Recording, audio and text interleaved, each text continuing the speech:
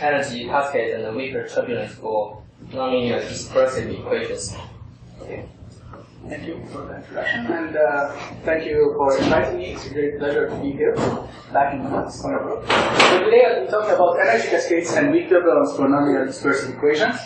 The outline of this talk, as I said, will be the following. At first, we'll introduce the notions of energy cascades and out-of-equilibrium dynamics in the general context of nonlinear dispersive equations before we specify the model equation on which we'll base the analysis, and this will be the cubic nonlinear Schrödinger equation. We'll see that there has been two approaches to addressing the question of out-of-equilibrium dynamics for nonlinear dispersive equations. The first approach is based on the relation between energy cascades and the growth of Sobolev norms of solutions. So we discussed and explained this approach and report on some recent progress on the main conjecture in this direction of research, which is Brook's infinite Sobolev norm growth conjecture.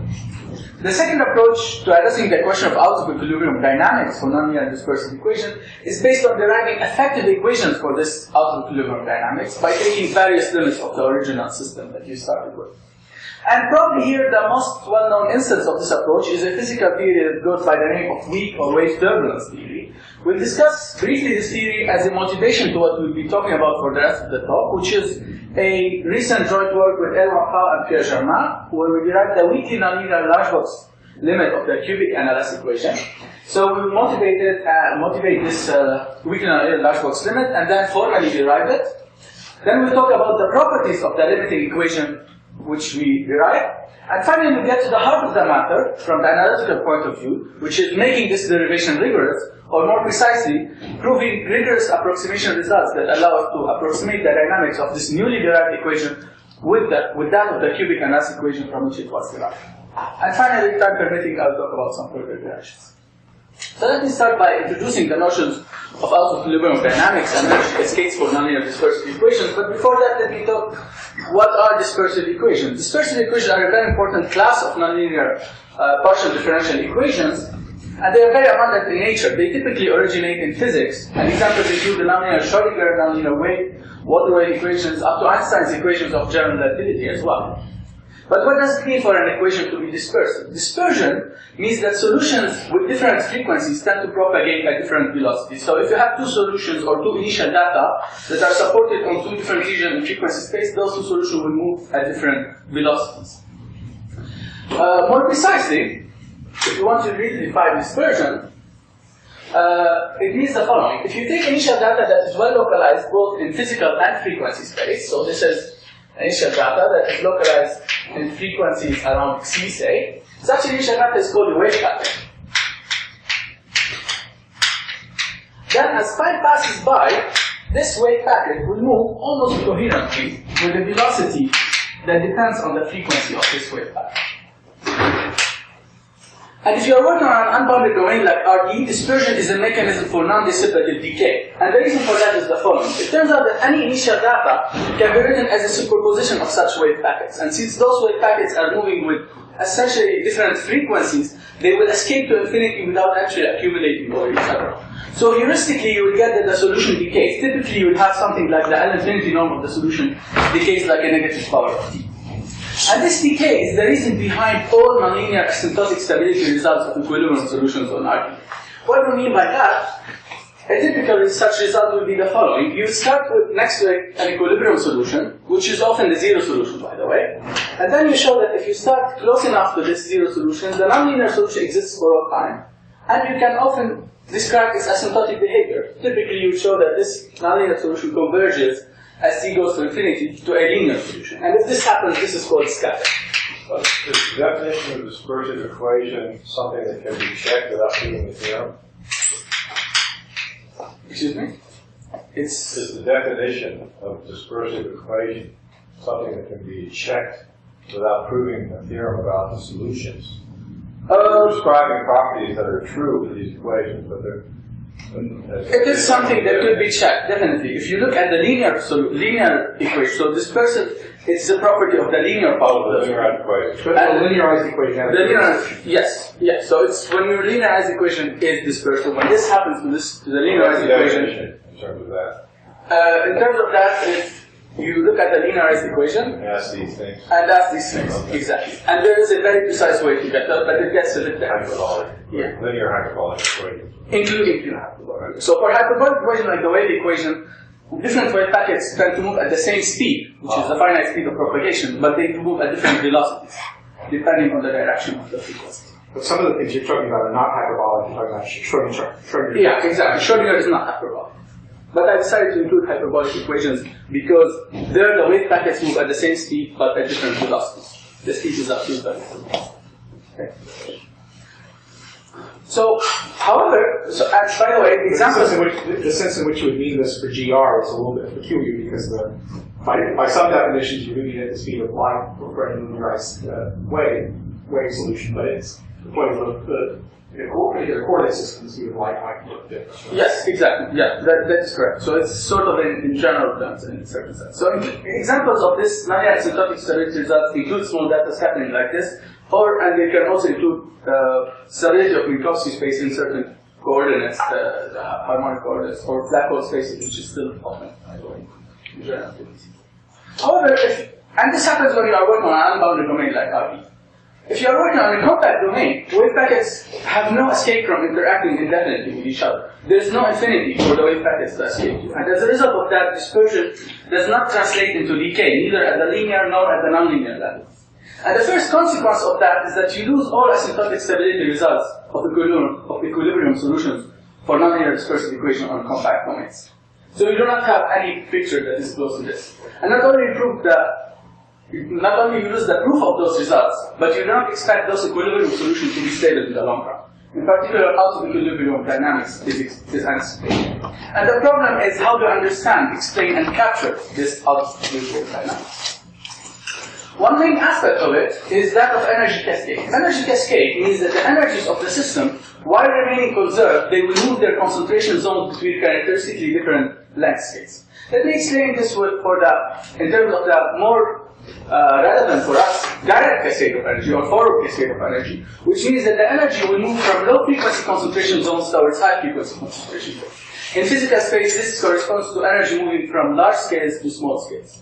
Heuristically, what we're talking about is the solution that is initially oscillating at scales order of 1, but at later time starts oscillating at much, much smaller length scale, thus exhibiting a sort of a turbulent behavior. And the importance of this cascade phenomenon goes well beyond the field of nonlinear dispersive equations. For example, it is well known that an understanding of this cascade phenomenon is a key ingredient in resolving the regularity question for many supercritical equations, including Navier-Stokes. And here I'm referring to theorems that say that the control on the energy cascade phenomenon implies global regularity. And I was talking to Professor Anderson before the talk, and we were discussing a very recent result that showed that even for the opposite question of proving the formation of singularity, this cascade phenomenon plays a very important role. And there was a result 2 days ago by Terry Tao, who considered a modification of the Navier-Stokes equation by averaging it in a certain sense, and proved that, and used this energy cascade phenomenon in order to prove singularity, formation of singularity for this equation. So either way, no matter whether the answer is positive or negative for the Navier-Stokes equation, this seems to be the remaining. On the archive? It's on archive. This seems to be the remaining thing to understand. And the question is, how do we capture this cascade? Or more generally, how to understand how to do dynamics? Over the years, there have been two approaches to capturing the out-of-equilibrium dynamics for nonlinear dispersive equations. The first approach is based on a relation between the energy cascade phenomena and the growth of Sobolev norm for the solution. So in order to explain this approach, let us look at the definition of the Sobolev norm overview. Suppose we were working on the torus D.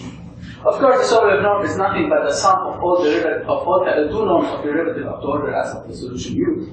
But it will be more illuminating for us to look at the Fourier space formulation of this Sobolev norm. If we look at this Fourier space formulation, here you have and denotes the Fourier transform of U at n. It essentially tells you how much U is oscillating at frequency n. Because of this multiplicative factor, 1 plus n squared to the 2s, we notice that this factor penalizes high frequencies much more than it penalizes low frequencies. So if the energy of the system is moving towards high frequencies, then this will be accompanied by a growth of this number. We'll talk more about this approach, but there are many people who contributed here, including Bourgain, Stapinani, Cookson, Tao, Collier, Kiel, Takoka, Sell, Colloquium and Gauge as well, and many others. The other approach to capturing the out-of-equilibrium dynamics of nonlinear dispersive equation is based on deriving effective equations for this dynamics by taking various limits of the original system. Probably the most well-known instance of this approach is a physical theory that goes by the name of weak or wave turbulence theory. The equation of wave turbulence have been written at least since the first part of the past century by Peirce and Hasselmann, who wrote the equation of water wave turbulence. But it's safe to say that the theory was mostly invigorated by Zaher and his students and his school, starting from the 60s. There were also influential works by Magda McLaughlin and Tabat from Courant. But we'll get back to this theory later. So before we go on to discussing those two approaches to addressing out-of-equilibrium dynamics, let us fix the model equation on which we will base the analysis. And this will be the cubic nonlinear Schrodinger equation. The cubic nonlinear Schrodinger equation is one of the most important models in nonlinear wave theory. And the reason for that is that it appears in so many distinct areas of physics, from nonlinear optics to bosons and condensates, and the theories of superfluidity, and even in the study of water waves. So we consider this equation on a 2D box of size L, which, with periodic boundary conditions. We will denote this box by T2 sub L, and the equation is given by minus IDTV plus delta V, delta is the Laplacian, is equal to lambda absolute value of V squared E, and lambda is either plus or minus 1. And the initial data is known. We won't be interested in the existence question for this equation, but all the solution we'll be talking about today exists for all time, at least if we assume that the L2 norm is small enough when lambda is minus 1, and this is something that was proved by Brook in 1993. Indeed, our aim is to understand the out-of-equilibrium dynamics of such small initial data, and in order to emphasize the size of the initial data, we'll adopt the ansatz V is equal to epsilon u, and think of the L2 norm of u as order of 1. By the way, the L2 norm is a conserved quantity for this equation. And if we do that, then the equation satisfied by u is exactly the same as that satisfied by V, except that you have an epsilon squared on the right-hand side of the nonlinear. And when you have an epsilon squared on the right-hand side of the nonlinear, such is called a weak nonlinear. As we said, we are interested in frequency dynamics, how like frequency energy cascades. So we'll be interested in the formulation of this equation in frequency space. So we look at Fourier picture. In the Fourier picture, functions on T2 on a box of size L with periodic boundary condition can be expanded in terms of their Fourier series. So we write such function as 1 over L squared, the sum over k in Z2 over L, Z2 over L being the Pontryagin dual of the torus of size L, ak e to the 2 pi r k dot x, where ak is nothing but the Fourier transform of F.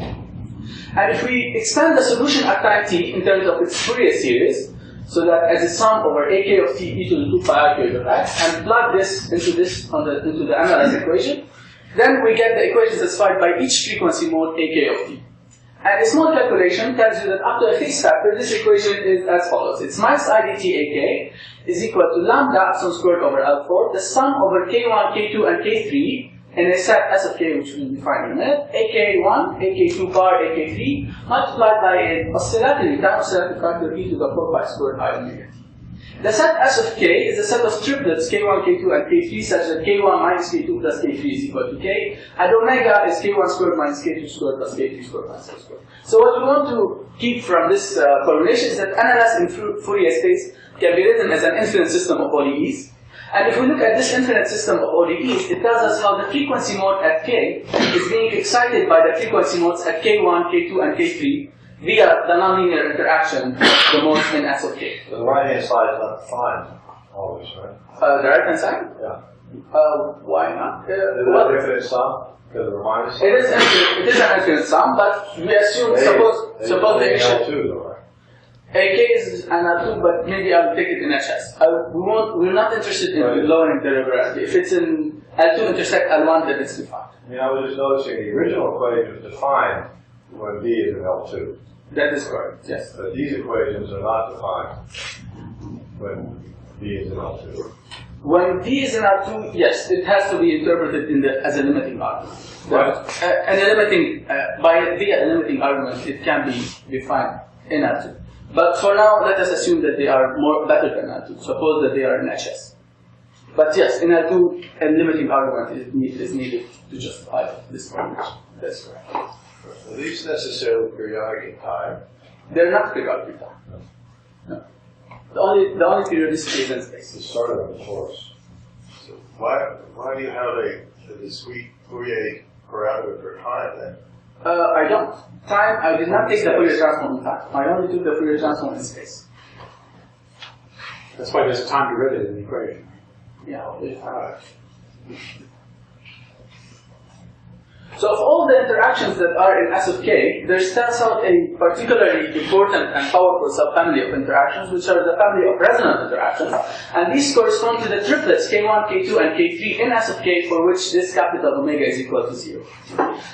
We will see later on that often cases those resonant interactions dominate the contribution of non-resonant interactions. So this motivates us to define the so-called resonant nonlinear Schrodinger system, which is obtained exactly from the nonlinear Schrodinger system, except that we restrict this sum to the resonant interaction, for which capital omega is equal to 0. And we will see that in a certain sense, this resonant nonlinear Schrodinger equation often approximates the full nonlinear Schrodinger equation.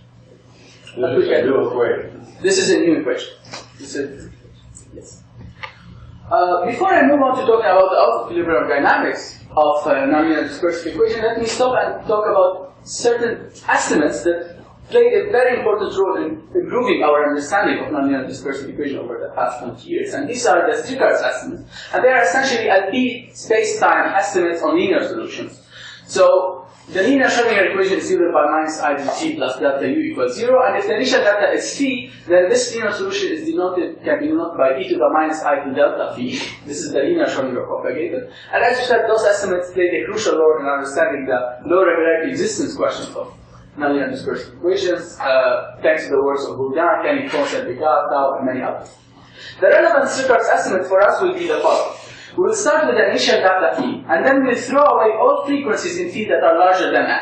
So phi can be written as a sum of sines and cosines. We'll throw away all the sines and cosines that are oscillating at frequency larger than n. We'll denote the remaining as Pn of phi, and then we'll apply the linear Schrodinger operator, and we'll estimate this in L4 space and time.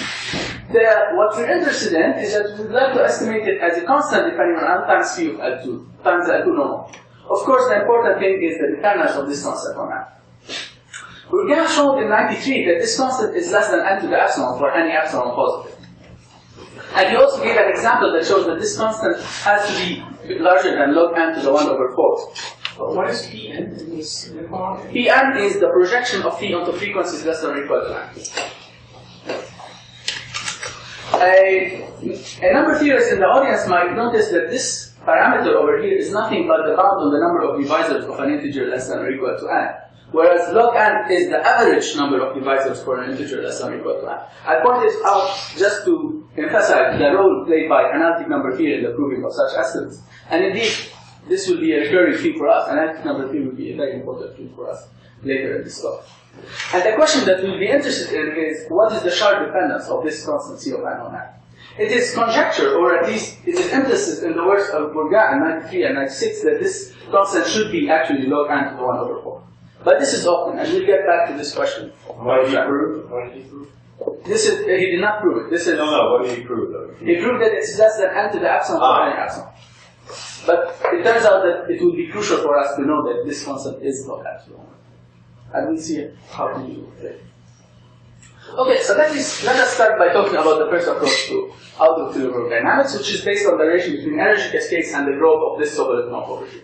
The problem of energy cascades and the growth of Sobolev knob has been known for a very long time, but it's probably safe to say that it was mostly emphasized and explained in the analysis community by Bourgain, who conjectured in a special issue of Gauss in 2000 that there exist many solutions to the cubic analysis equation whose Sobolev knob exhibits infinite growth in time. That is, solutions for which the limit soup as t goes to infinity of the HS knob is equal to plus infinity.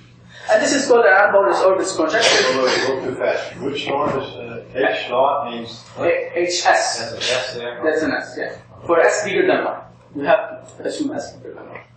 And this is called the unbounded orbits conjecture because the NLS defines a dynamical system on HS, and such orbits are essentially orbits that leave any bounded set. So they are unbounded orbits. This maybe means almost all for some natural metric? Well, this is something that's still not settled, so I would like to leave it vague.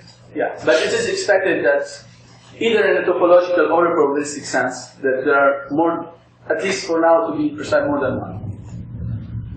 The first progress on this conjecture that I would like to report on is a result of Colliander, Keith, Safiranta, Coca, and Tao, who constructed a solution that exhibited arbitrarily large but finite growth. In order to state the results, let me draw a picture. So suppose S is bigger than 1 and D greater than or equal to 2, then for any small delta and any large k, if you give me that, I can give you back a solution of NLS that starts at time 0 in this ball centered at the origin and radius delta, and at some later time becomes larger than k. We don't know what happens to this solution after this time k. In particular, this does not give us an answer to Brook's conjecture. However, we will regard this result as a long-time instability result of the zero solution. In fact, we can define this notion of long-time instability in the neighborhood of any initial data in HS. I can simply erase 0 from here and write phi, and we will say that the flow exhibits long-time instability in the neighborhood of phi. If for any small delta and any large k, I can give you back a solution of NLS that is initially smaller than delta, or sorry, that is initially delta close to phi, but at some later time becomes larger than k. And if this happens, we will say that the flow exhibits long-time instability in the neighborhood of phi. Now the key point is that if you can prove long-time instability in the neighborhood of a sufficiently large family of initial data phi, then you would get Brook's conjecture. Do you use the ideas in the other paper, or is this all new ideas? Definitely. Well, once I get to this theorem, it definitely uses the ideas of that paper. But this is an abstract. What I just said, this is just an abstract argument that works in any sort of dynamical system. It's based on a Bell category argument, and it gives you a program to prove Brook's conjecture. And this program was suggested in my thesis, and I used it in combination with the ideas of this paper in order to get the following result, that there exists solution to the resonant nonlinear Schrodinger equation, so this system over here, that exhibit infinite growth of pi Sobolev. Actually, not only we can prove it for the resonant nonlinear Schrodinger equation, but the same is true for a family of systems that approximate the full NLS equation arbitrarily close, but not yet for the cubic NLS equation on the torus. And this is the state of the art right now for the growth of Sobolev norms for the cubic NLS equation on the torus. However, if you add one dispersive direction to the torus, and you study the cubic NLS equation on the cylinder, R cross TD, then considerably more can be said. Over there, we can prove modified scattering to the resonant dynamics. What we mean by this, we mean that we can prove that solutions of the nonlinear Schrodinger system converge as time goes to infinity to solution of the resonant system. Something like that. This is a modified scattering statement that we have proved recently in collaboration with Benoit Posséder, Nikolai Tsvetkov, and Nikola Vichilia. And it's modified scattering because instead of proving that the nonlinear solution converges to a linear solution, like this, which would be scattering, we are proving that the nonlinear solution converges to a modification of the linear solution, and the modification is given exactly by the resonant system. The other remarkable fact is that the resonant system for the cubic NLS equation on R cross TD turns out to be very intimately related to the resonant system on TD over here. But from 2 slides ago, we already have solutions to the resonant system on TD that exhibit infinite growth. So combining this theorem over here with the modified scattering result, we get the first Sobolev norm growth for the cubic NLS equation that can be stated as follows. For any d greater than or equal to 2 and any epsilon positive, there exists global HS solutions for some s bigger than 1 of the cubic NLS equation on R cross TD that satisfy the following. Initially, you can take the HS norm to be as small as you like, but eventually it becomes unbounded, larger than any number you like. So the lim sup as c goes to infinity of the HS norm is equal to plus. And this gives the first answer to Brook's conjecture, and for that matter, yes? How important is it that you're working on the torus? What if you replace these by another compact manifold? Well, the thing is that the proof of those results over here on the torus are extremely reliable. A lot on the combinatorial, on some combinatorial and geometric combinatorics that are in Fourier state, which is ZD. So the proof is extremely bad. We do not know how to do it for other spectrum. We have to know a lot about the spectrum, and yeah, that's at least that. And even on the sphere, where we know the spectrum very well, this result seems to be quite exposed under products. Yes, things like that. Exactly. And the fact that we can write the NLS equation as a system of PDEs as such. This result is very much a dynamical systems result. It's essentially an Arnold diffusion result. But you expect organic conjecture to still hold, right? For any compact manifold? I think the same motivations that would allow you to conjecture it on the torus would make you conjecture on the general. So you're actually working on the square torus right now. On the square torus. But if it's irrational, lattice, does it change anything? Well, if you take an irrational torus, if you then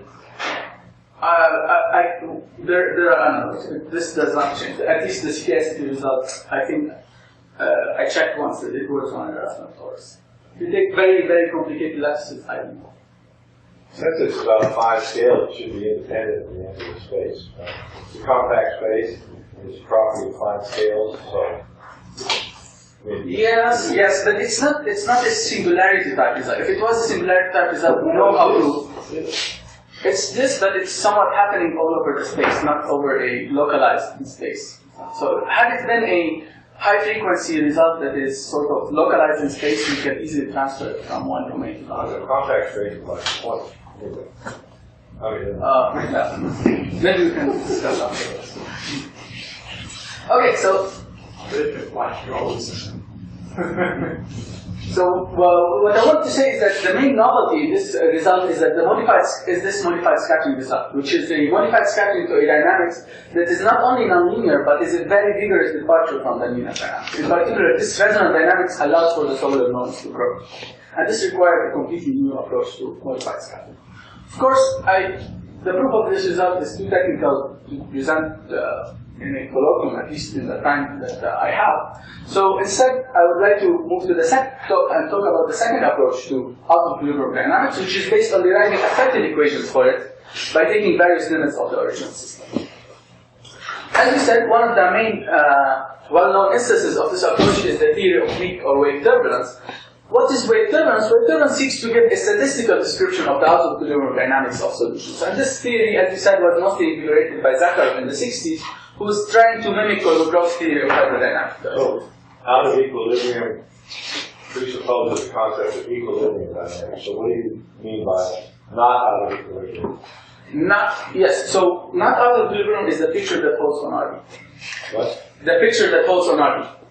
Equilibrium means that for me, or for over here, means that if you start close enough to the equilibrium solution in certain nodes, like in HS node, you will stay close in most sensible nodes. And you can essentially also describe, like we did on RD, the asymptotic. So the setup of wave turbulence theory is the following. You start with initial data that are random variables. So you take initial data for this equation, that at time t equals 0, they are given by random variables. And the key quantity to which you would like to write down an equation is the so-called wave spectrum, or the mass density, which is defined as the expectation of the absolute value of AK squared. As you said, the guiding philosophy here is to take various limits of the original system in order to define the effective equation for NFK. Now, if you look at the physics literature, you will notice that there are 3 main limiting arguments that are taken in order to write down the equation for NFK. The first type of argument is a statistical and time averaging step, which I won't go into its details, but I'll only mention that it's particularly non-rigorous and it's at a formal level, still up to now.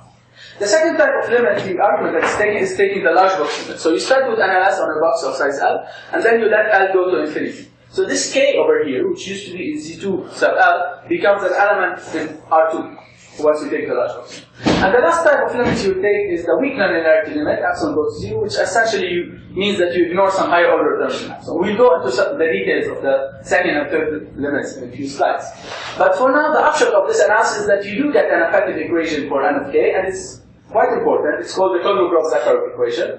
And once you get this equation, you can start asking what does it tell you about the out-of-equilibrium dynamics of NLS. And it turns out that it tells you a lot, and it's widely used in applications.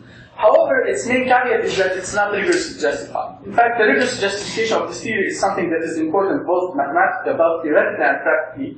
And from the mathematical point of view, it is somewhat of a tremendous problem because it requires inputs from harmonic analysis, PDE, and probability theory. And the rest of this lecture is also indicative, also analytic number theory.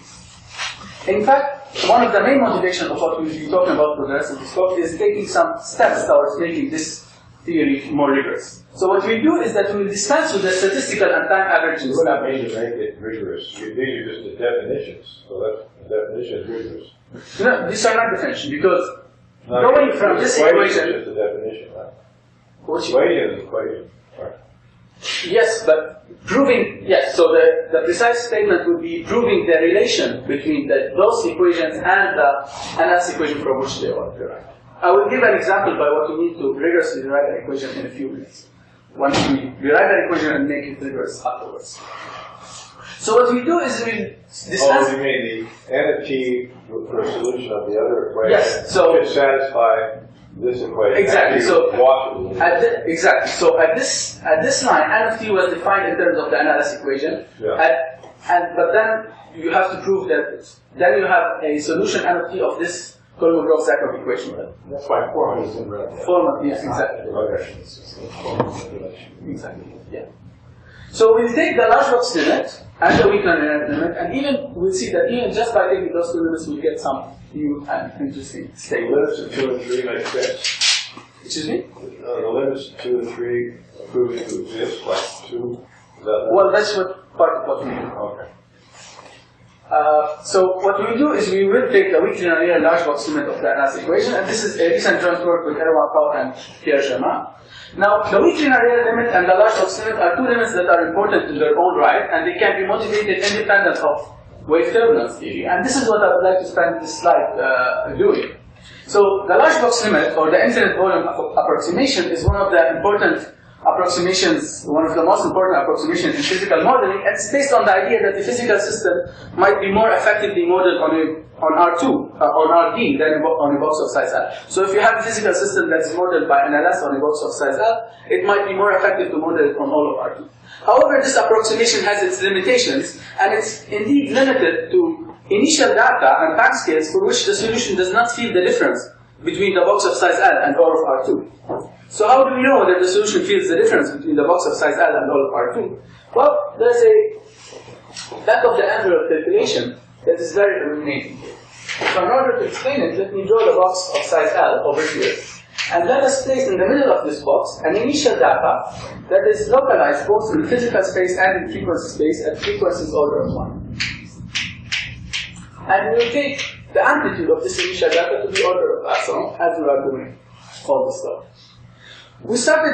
There are two relevant time scales for such initial data. The first time scale is the time for this bound function to hit the boundary, to feel that it is on a finite box rather than on R2.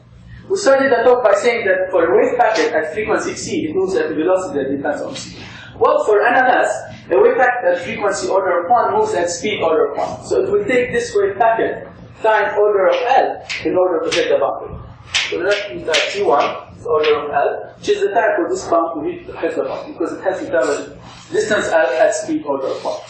The second relevant time scale for this initial data is the nonlinear time scale, which is the time scale for the nonlinearity to show its effect. For a cubic equation, the nonlinear time scale is epsilon to the minus c. And how do we see that? Let us look at this equation. If you integrate in time from 0 to What's T now? nonlinear time scale, it means that it is the time scale for the nonlinearity to start showing effect. Before this time scale, the dynamics is equal. And in order to see that it's epsilon to the minus 2, notice that if you integrate in time from 0 to t, and if t is less than 1 over epsilon squared, then this whole thing will be much smaller than 1. In particular, the contribution of the nonlinearity will be equal, at least heuristically. And what's epsilon? Epsilon is the size of the data. Yeah. So now all we need to do is compare those two time scales. If T1 is much larger than the nonlinear time scale, this means that if L is much bigger than epsilon to the minus 2, then this bound function will start behaving nonlinearly before it hits the boundary.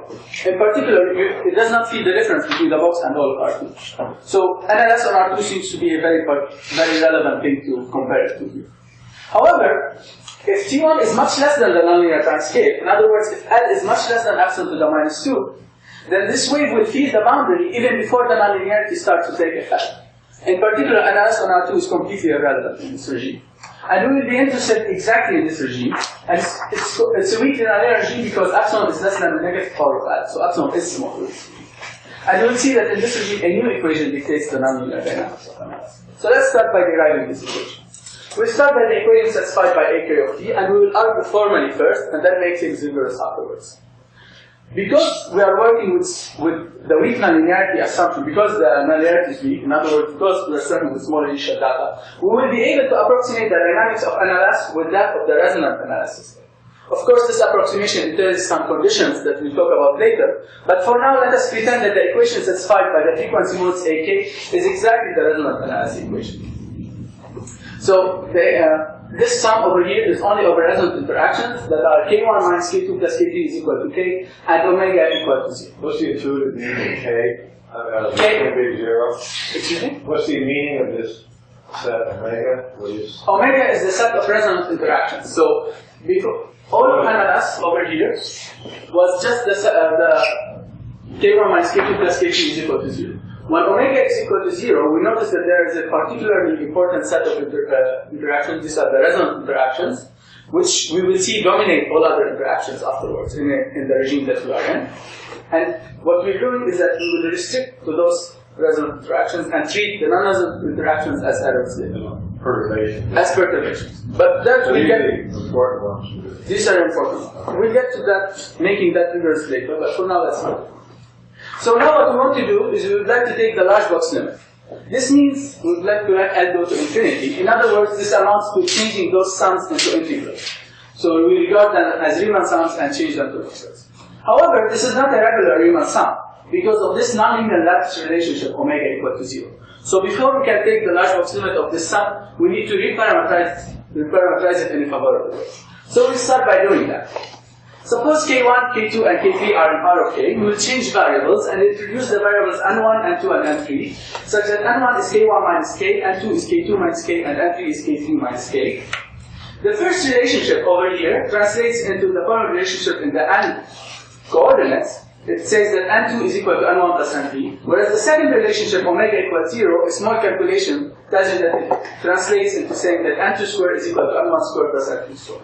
So this means that N1 plus N3 squared is equal to N1 squared plus N3 squared. By the Pythagorean theorem, this tells you that N1 is perpendicular to N. So I can rewrite this sum over here as follows. It is the sum over N1, N3 in Z2 sum L, such that N1 is perpendicular to N3.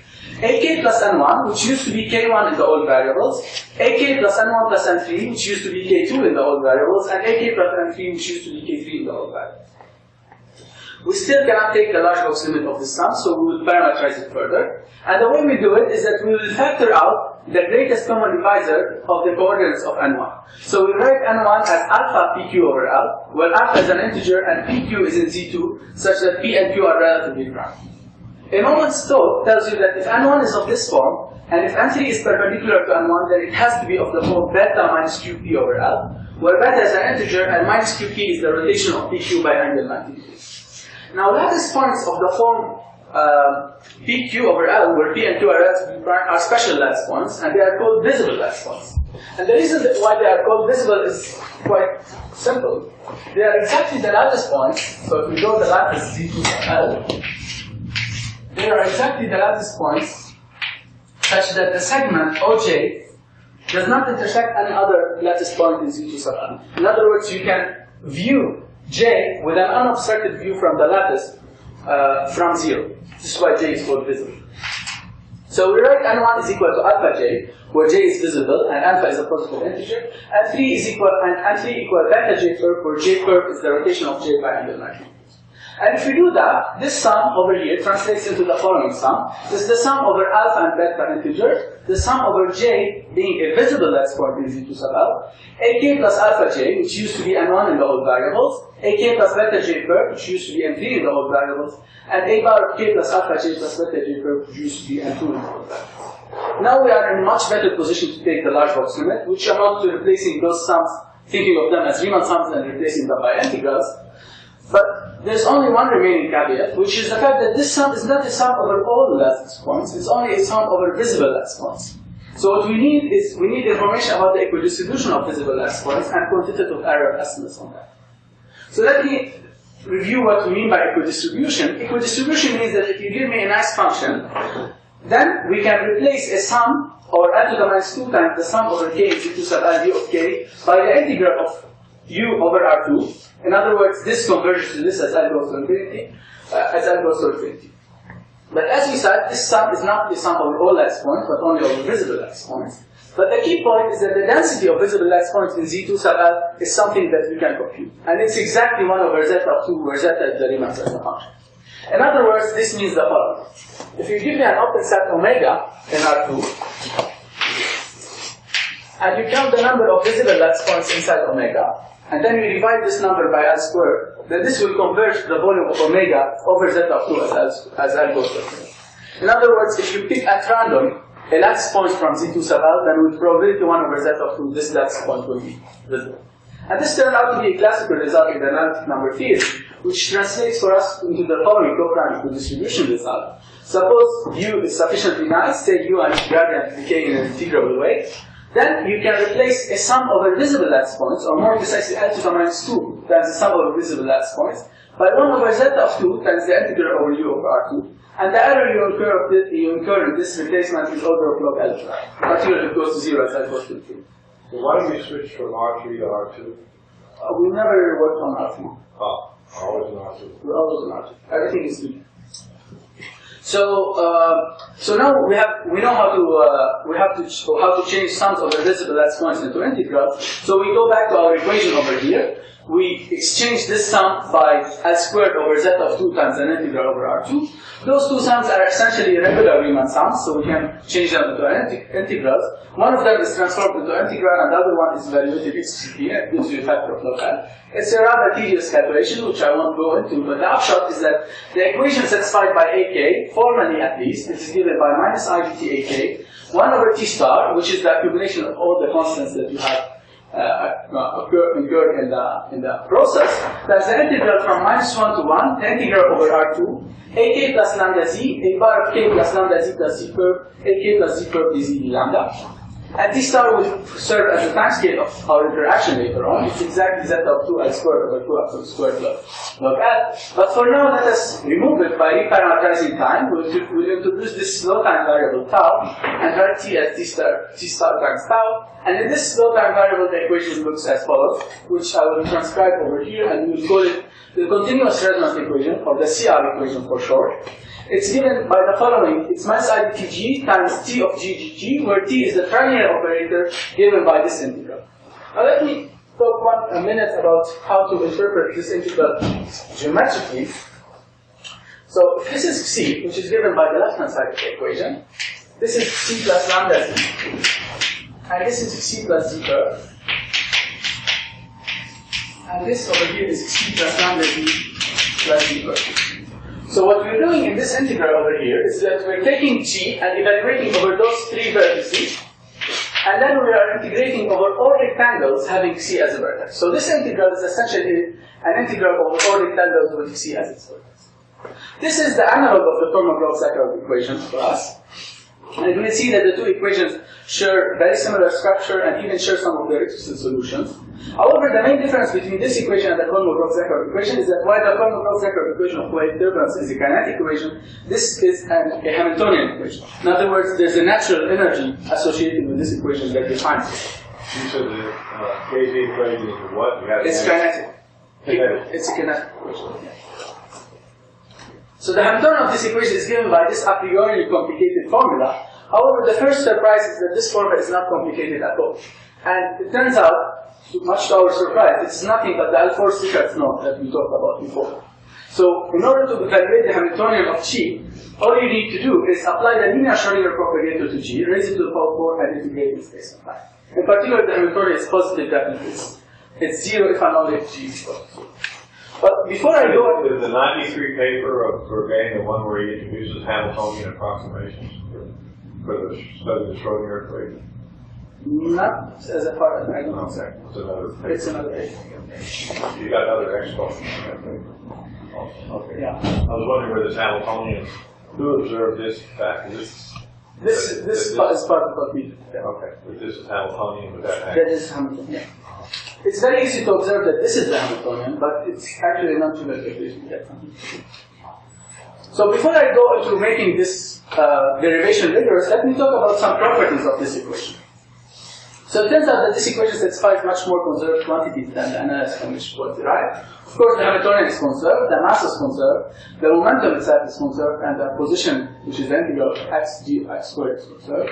The second moment of the position is also conserved, and the kinetic energy by itself is conserved. Also, there is an angular momentum that is conserved. However, the most surprising symmetry of this equation is the following.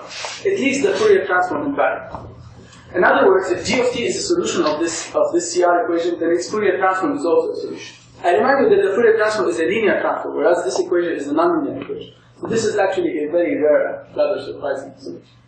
More than that, we have that the Hamiltonian itself is a functional that leaves the Fourier transform invariant. So this, you're referring to this equation, which is your version of this equation. This equation, yes, the CR that we just derived.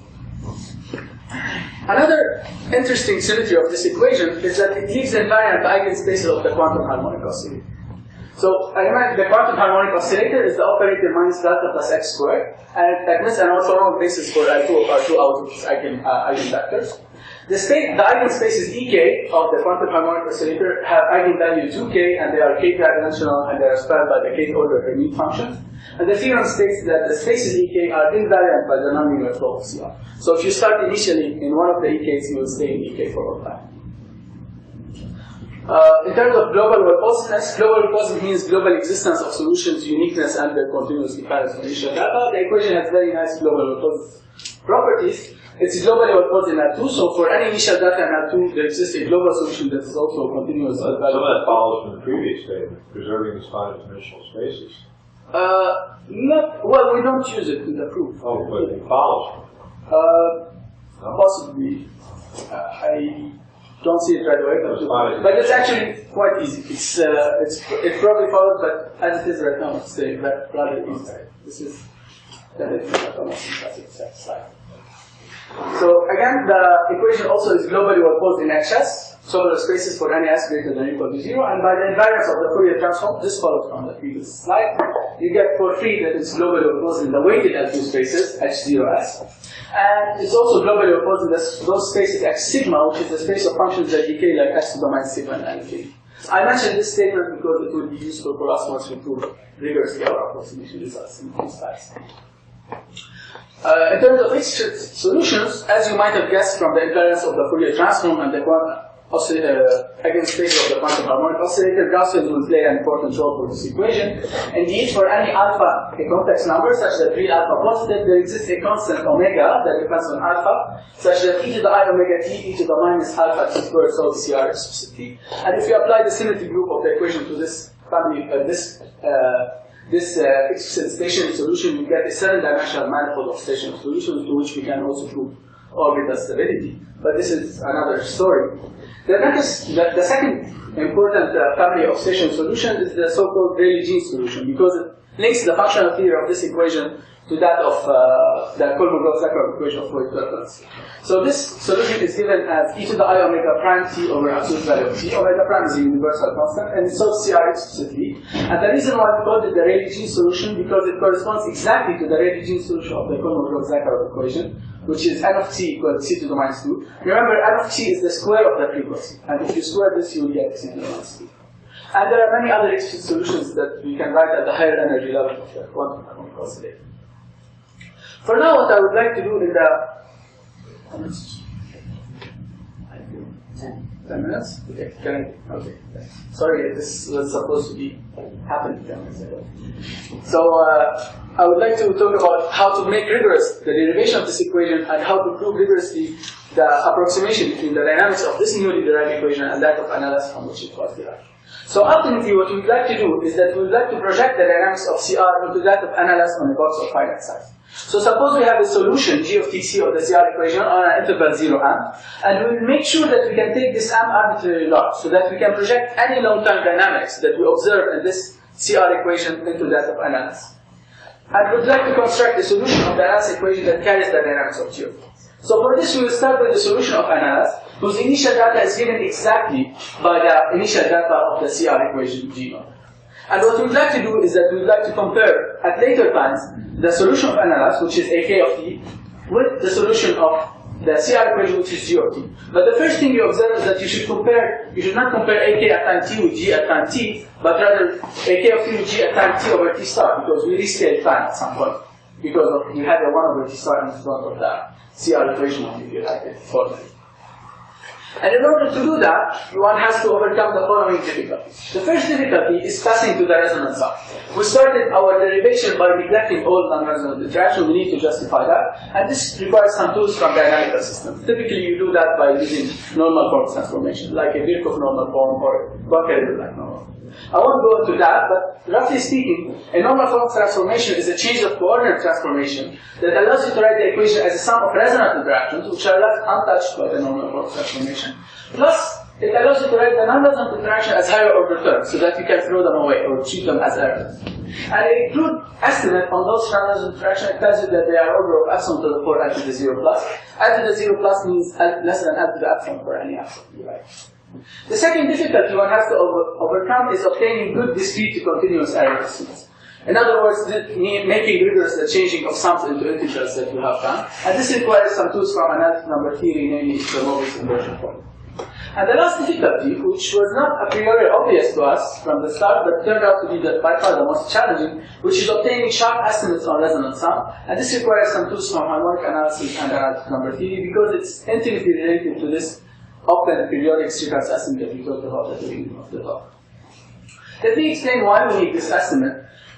As we said, our whole premise was to throw away the contribution of non-resonant interaction. In order to do that, we need to make sure that the resonant interactions actually dominate the contribution of non-resonant interaction. So we need a very good estimate on those resonant interactions. And this estimate, actually, I will have to skip it, but, well, I'll break it. So what we would like to do is that we would like to take 3 sequences, AK, BK, and CK, and we form the resonant sum out of those 3 sequences. And what we'd like to do is estimate this resonant sum, which is a sequence in K, and some Banach space X, which we have some freedom to choose, by a constant that depends on L, that's AK in X, BK in X, and CK in X. The formal argument that allowed us to rewrite the CR equation tells us an idea what the best constant here should be, and it tells us that this constant should be at square root of L, and it is indeed attained if the AKs, BKs, and CKs are actually smooth functions.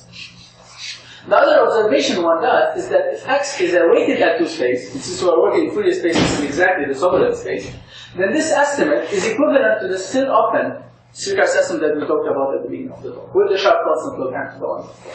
And this estimate is actually rather difficult, somewhere at the intersection of harmonic analysis and number theory. So if you are really bent on working in L2-based spaces, you have to answer to this conjecture. But we are not married to L2, and we can work in L-infinity-based spaces like sigma, which is the space of sequences that decay like k to the minus sigma as k goes to infinity. And in those spaces, it turns out that this estimate becomes slightly more tractable, and we can prove it with the sharp constant. It's crucial that we get the sharp constant at square root of L. And as a result, we get the first periodic Strichartz estimate at the critical cascade. So now that we have a very good estimate on resonant sum, we can go back to our equation, to our problem, and estimate very well this contribution of the resonant interactions. We have epsilon squared L to the minus 4 in front of the sum, and as you said, the previous slide tells us that the sum costs us L squared log L, and in total, the contribution of resonant interaction is order of epsilon squared log L over L squared. So for this resonant sum to drive the dynamics, it has to dominate the contribution of non-resonant interaction. In other words, this has to be larger than epsilon to the 4 L to the 0 plus, which translates into saying that epsilon is less than L to the 1 over L to the 1 plus. This is, in the physics literature, this is often referred to as the discrete wave turbulence regime, which is the regime where the exact turbulences, which are essentially discrete, drive the dynamics. Yeah, skip this slide. So finally, we can state our approximation results. Suppose we fix sigma bigger than 2, and suppose we take g of tc to be a solution of the CR equation on an interval 0 m. Again, m is arbitrarily large, such that g naught and its gradient are in x sigma plus 1. X sigma is the space of functions that decay like x to the minus sigma as x goes to infinity. Again, recall that CR is globally repulsed for such initial data, so the only assumptions we are making are on g naught and its gradient. Then if L is sufficiently large, And for if epsilon is less than n to the minus 1, which is the discrete disturbance regime that we talked about, let ak of t be the solution of NLS that is initially agrees with the solution of the CR equation at time t equals 0. Then at later times, we can compare the NLS solution ak of t with the solution of the CR equation at time t over t star, where t star is the time scale, in this case x sigma that we talked about, by constant over locale, so this goes to 0 at infinity. And the crucial point is that the approximation holds for time between 0 and t star. So by the endpoint of this approximation interval, we are evaluating g at capital M, which is the endpoint of the interval of interest, where g. C depends on the M. Excuse me? C depends on capital. C is an inverted constant. It does not depend on M. So in other words, we have projected all the nonlinear dynamics of g on the interval 0 into the analysis by discrete. We also have an approximation theorem on the box of size 1. On a box of size 1, one has to understand the CR equation as an equation for the frequency envelopes of solutions. So we're thinking of solutions that are given for this Fourier transform is given by a normalizing factor times g of k over n, where k is n is the frequency parameter. So we take a solution of the CR equation on an interval 0m, which is arbitrarily large, n is arbitrarily large.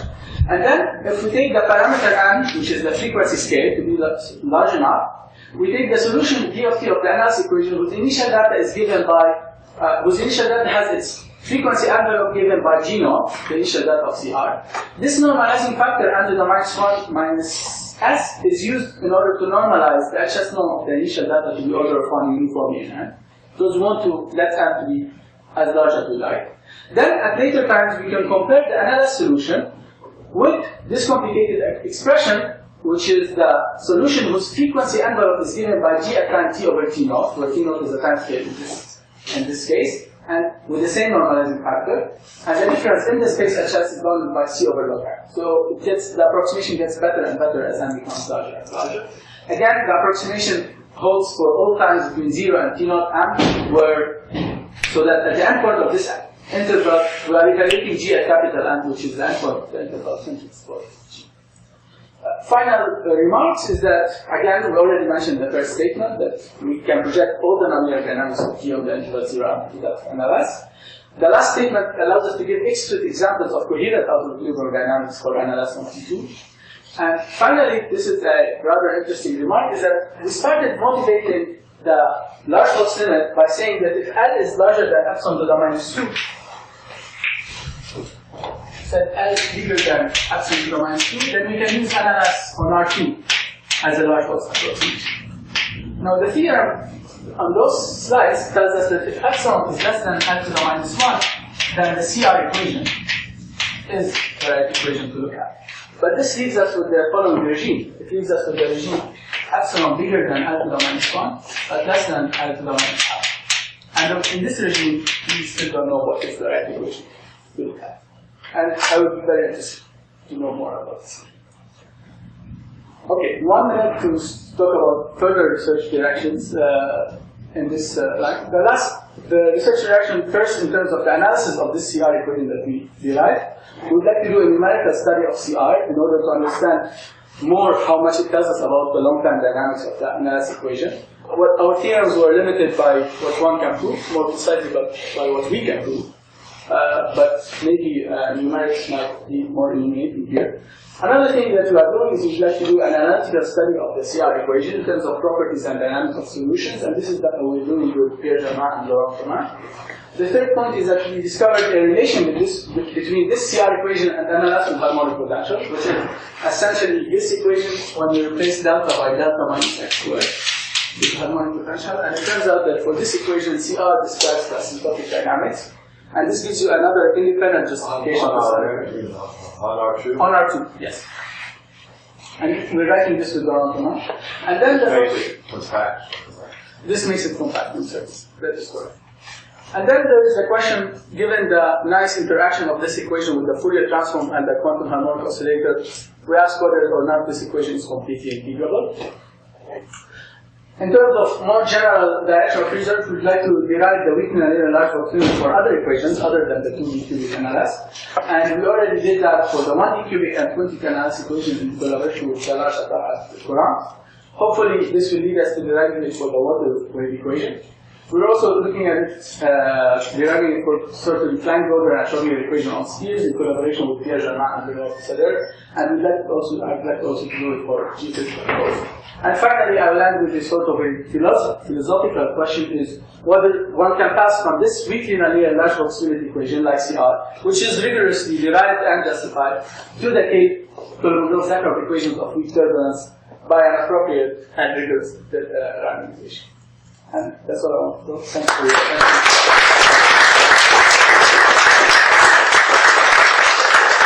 And I'm very sorry for going over this. Thanks for the beautiful lecture. Are there any questions?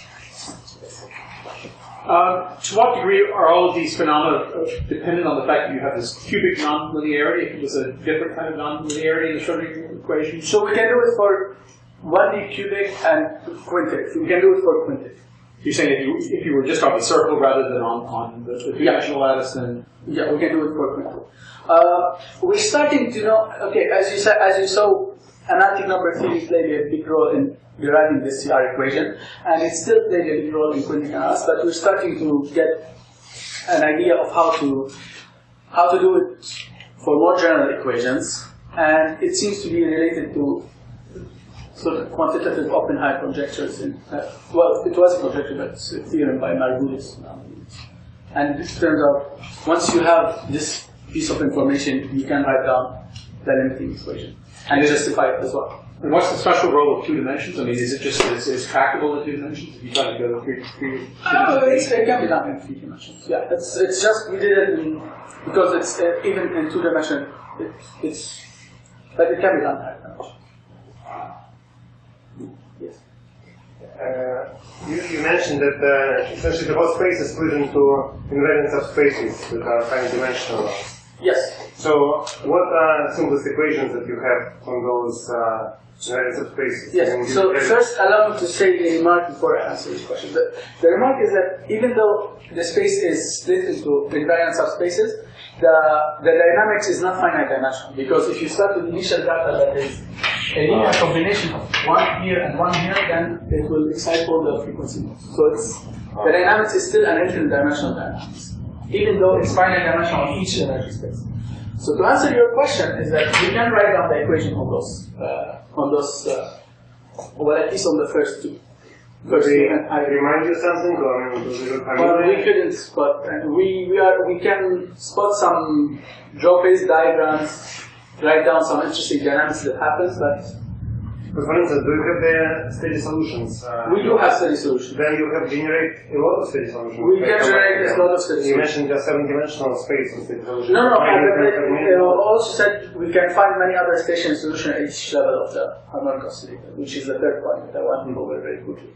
So at every point of the harmonic oscillator, we can find 3 steady solutions. Depending, because in 2 dimensions there's an angular momentum that also commutes with the Hamiltonian oscillator, and the ones with the highest angular momentum are stationary, and the ones with 0 angular momentum are stationary as well. So yeah, we are analyzing it in collaboration with Pierre Germain and Courant, but yeah, it's still complicated, at least when we go to the 3rd or 4th.